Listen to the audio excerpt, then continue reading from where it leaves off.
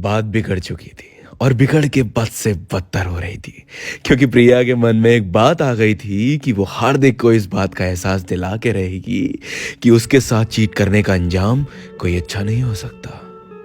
हुमा और प्रिया साथ ही थे और सोचने लगे कि कैसे ये हो सकता है, कैसे हार्दिक को रियलाइज करा सकते हैं हम। हुमा को भी लगा कि उसको एहसास कराना जरूरी था, वो भी प्रिया को यूं हर्ट होते हुए रोते हुए नहीं देख पा रही थी। प्रिया के दिमाग में एक आइडिया आया और प्रिया ने हुमा से कहा, तेरा भाई हमजा आया हुआ है ना दुबई से?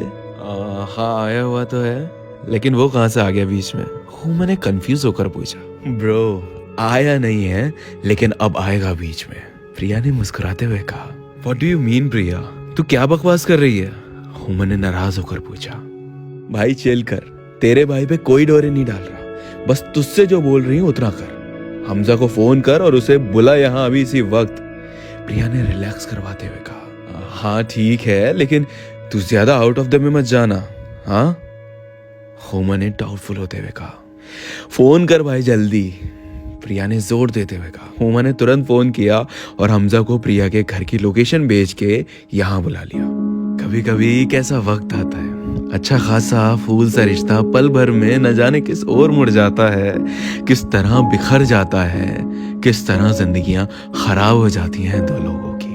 अब तक जिस शख्स का हाथ थामे आगे बढ़ रहे थे, लगा था कि हर मोड़ पे साथ रहा है तो हर मोड़ पे साथ रहेगा भी, लेकिन किसे पता होता है कौन सा मोड़ उस शख्स के साथ आखिरी हो जाए, कब वो साथ छोड़ दूसरे रास्ते पर चलने लगे। कुछ देर भी थी, जैसे तैसे करके हमजा वहां पहुंचा। पहुंचते ही प्रिया और हुमा उसे रिसीव करने के लिए दरवाजे तक पहुंची। उसने प्रिया को ग्रीट किया और फिर प्रिया उन दोनों को अपने रूम में ले आई। हमजा को सामने बिठाकर प्रिया ने कहा, मैं एक रिलेशनशिप में हूं और मेरा बॉयफ्रेंड हार्दिक मुझे चीट कर रहा है और मैं चाहती हूं अब तुम मेरी हेल्प करो। हमजा कंफ्यूज हो गया और उसने पूछा, मैं कैसे मदद कर सकता हूं आपकी? प्रिया ने बताया, तुम मेरे साथ रिलेशनशिप में आने की एक्टिंग करोगे और जैसा जैसा मैं कहूंगी वैसा वैसा करोगे। मैं उसे रियलाइज कराना चाहती हूँ धोखा देना कैसा होता है, जब कोई अपना चोट मारता है तो कैसा लगता है। हमजा और हुमा को आइडिया हो गया कि वो क्या कह रही है और क्या करना चाहती है, और हमजा को लगा भी कि इसमें कुछ गलत नहीं है, तो उसने सोच समझकर जवाब दिया, ठीक है, अगर बात उसको रियलाइज कराने की है तो ठीक है, कोई दिक्कत नहीं है, बताओ क्या करना है। मेरे साथ एक कैफे चलो और अभी तुम दोनों बाहर ड्राइंग रूम में वेट करो, मैं रेडी होकर आती हूँ। हुमा हमजा को देख रही कि भाई क्या चल क्या रहा है, ये क्या करेगी अभी ये। हमजा ने समझाया, डोंट वरी, तू बस मुझ पे भरोसा रख, कुछ नहीं होगा। कुछ देर में प्रिया रेडी होकर आई और वो तीनों पास ही के कैफे गए और वहां पर उन्होंने कुछ पिक्स क्लिक करी। एक पिक क्लिक करते वक्त प्रिया ने हमजा को थोड़ा क्लोज आकर वेस्ट पर हाथ रखने की रिक्वेस्ट करी। हमजा भी अनकंफर्टेबल था और प्रिया को ना चाहकर भी ये सब करना पड़ रहा था। दोनों ने वहां पे कुछ पिक्स क्लिक करी और ऐसे पोजेस में जैसे कपल्स हों। ये सब देखकर हुमा थोड़ी अनकंफर्टेबल हो रही थी, बट उसे भी अपना मुंह बंद रखना पड़ा क्योंकि सवाल प्रिया का था। फिर वहां से वो लोग अपने अपने घर चले गए। रात के करीब 10 बज रहे थे तो प्रिया के फोन पर एक मैसेज आया। वो मैसेज हार्दिक का था और वो मैसेज था, हे।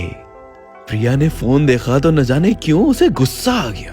उसका मन पिघला नहीं, वो उस मैसेज को देख के क्यूरियस नहीं हुई कि उसे रिप्लाई करना है या फाइनली उसका मैसेज आ गया। प्रिया ने सीन करके छोड़ दिया और जो पिक्स आज क्लिक करी थी उन पिक्स में से वो सब जो थोड़ी पर्सनल टाइप्स दिख रही थी उन्हें प्रिवेसी लगा के व्हाट्सएप स्टेटस पे पोस्ट कर दिया। वो पिक्स हार्दिक के सिवा कोई नहीं देख सकता था। करीब 10 मिनट के बाद हार्दिक ने वो पिक्स देखे। देखते ही जैसे हार्दिक पागल हो गया। किसी पिक्स के नीचे हार्ट की इमोजीज थी तो किसी में लिखा था, you are the best thing happened to me. Hardik जब तक प्रिया को मैसेज या कॉल्स करता, प्रिया ने हुमा को कॉल किया और कहा, तू जो कर रही है करती रहे, बस ये कॉल नहीं कटनी चाहिए। हुआ ऐसी हो गई कि क्या हुआ। प्रिया ने समझाया कि देख अब वो कॉल्स करेगा क्योंकि मैंने पिक्स पोस्ट कर दी व्हाट्सएप पर। इतना बोलते ही हार्दिक की कॉल्स आने लगी। 10 मिनट, 20 मिनट, 1 घंटा, 2 घंटे बीतते चले गए, लेकिन प्रिया ने कॉल्स पिक नहीं करी। वो मैसेज करता, हु इज दिस गाय? प्रिया ने कोई रिप्लाई नहीं किया। बहुत से मैसेजेस आए गए लेकिन जीरो रिस्पॉन्स। वो रात बीती। उसके बाद अगले दिन प्रिया ने हार्दिक को एक मैसेज लिखा और उसमें लिखा था, अच्छा आज कौन सी ड्रेस पहन कर आऊं? कोई फरमाइश? I have a black dress, वो ट्राई करती हूँ। एंड या I will be there at 6। बस तुम इंतजार नहीं कराना ज्यादा, हमेशा की तरह। प्रिया ने ऐसे प्रिटेंड किया कि वो ये मैसेज किसी और को लिख रही है, लेकिन वो गया हार्दिक के पास। हार्दिक को ये तो समझ आ गया कि 6 बजे मिल रही है, लेकिन उसको ये समझ नहीं आया कि भाई मिल कहाँ रही है। अब हार्दिक जिस तरह प्रिया बेचैन हुई थी उसी तरह वो भी बेचैन हुआ। डबल डेटिंग वाली फीलिंग उसे भी आ रही थी। हार्दिक ने यही सोचा कि सबसे बेस्ट तरीका फिगर आउट करने का यही है कि प्रिया के पीछे पीछे जाओ। करीब 5:30 बजे हार्दिक प्रिया के घर के पास गया और इंतजार करने लगा वो कब अपने घर से निकलेगी। प्रिया करीब 4:45 पर घर से निकली, रेडी उसी ड्रेस में जो हार्दिक को बहुत पसंद थी, जिसमें सबसे ज्यादा कॉम्प्लीमेंट्स मिलते थे। हार्दिक की आंखें जल रही थी उसे उस ड्रेस में देखकर। प्रिया ने हार्दिक को ढूंढने की कोशिश करी, ये सोचकर कि ये कैसे न कैसे तो पहुंचेगा, हो सकता है पीछा करे। वो अपनी कार में बैठी और वहां से निकल गई। हार्दिक ने भी कार एक डिस्टेंस पर रखी। रास्ते में प्रिया की नजर रियर व्यू मिरर में पड़ी तो उसको हार्दिक की कार दिखी। देखते ही उसके चेहरे पे एक स्माइल आई और उसने मन में सोचा, आ मेरी जान, दिखाती हूँ तुझे एक बढ़िया फिल्म। प्रिया ने पहुंचकर वहां कार पार्क की, बाहर निकली और उसने तिरछी नजर से इतना देख लिया कि हार्दिक वहां पहुंचा है या नहीं। देखा तो मेन रोड पर उसकी कार रुकी हुई थी। वो समझ गई मेरे जाने के बाद ये यहाँ तक आएगा। वहां पहुंची तो प्लान के अकॉर्डिंग हमजा ने एक टेबल बुक करी हुई थी और बहुत अच्छा डेकोरेशन करवाया हुआ था। हार्दिक वहां पहुंचा, उसने अपनी कार पार्क करी और देखने लगा क्या हो रहा है। विंडोज के थ्रू वो देख पा रहा था। उसने देखा कि प्रिया अंदर की ओर बढ़ रही है और एक लड़के की तरफ जा रही है। जाते ही वहां पे एक बड़ा सा स्पार्कल वाला बैलून क्रैक हुआ और झिलमिल पत्तियां हवा में नीचे गिरने लगी। वो कुछ स्टेप्स और बढ़ी तो उसने देखा एक लड़का उसको घुटनों पर बैठ के प्रपोज कर रहा था। हार्दिक को उस मूवमेंट को देखकर ऐसा लगा कि ये उसकी प्रिया को उससे कौन छीन रहा है। वो बहुत बेचैन हो गया, उसको पैनिक अटैक्स आने लगे और वो हड़बड़ा के बाहर निकला कार से, भागते हुए कैफे के अंदर घुसा। उसकी नजर हमजा पर पड़ी और उसने जोर से चिल्लाया, प्रिया। अचानक से सब लोगों का ध्यान अब एक ही शख्स पे आ गया, हार्दिक। हार्दिक को इतना गुस्सा आया, वो भागते हुए प्रिया के पीछे से आया और उसने हमजा के मुंह पे चांटा मार दिया। सब कुछ बदल गया 10 सेकंड के अंदर। वहां लोग सेलिब्रेट कर रहे थे और अब सब शौक में कि ये क्या हुआ है। उसे एक चांटे के बाद उसने जब दोबारा हाथ उठाया तो प्रिया ने उसका हाथ रोक दिया। हार्दिक की आंखें गुस्से से लाल थीं, उनमें आंसू भरे हुए थे। हार्दिक ने प्रिया से पूछा, तुमने मेरे साथ ऐसा क्यों किया? क्यों मुझे धोखा दिया तुमने? क्यों अंधेरे में रखा तुमने मुझे? मैंने धोखा दिया तुम्हें? मैंने चीट किया? मैंने अंधेरे में रखा तुम्हें? तुमने मुझे चीट किया है mister Hardik. You are a big time cheater. Hardik ऐसा हो गया कि ये क्या बकवास करे जा रही है। उसने पूछा, क्या मतलब है तुम्हारा? मैंने कब चीट किया तुम्हें?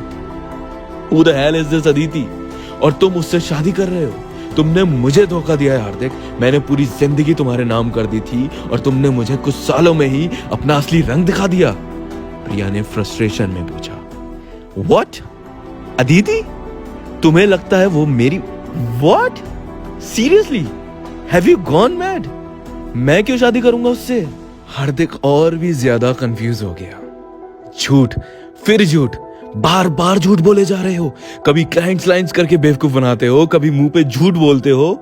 गुड, वेरी गुड, प्रिया ने टॉन्ट मारते हुए कहा। तुम्हारे सर की कसम खा के कह रहा हूं प्रिया, प्यार मैंने भी किया है तुमसे और अब भी करता हूं। अदिति सिर्फ मेरी एम्प्लॉय है और शादी मेरी नहीं उसकी हो रही है, हार्दिक ने समझाते हुए कहा।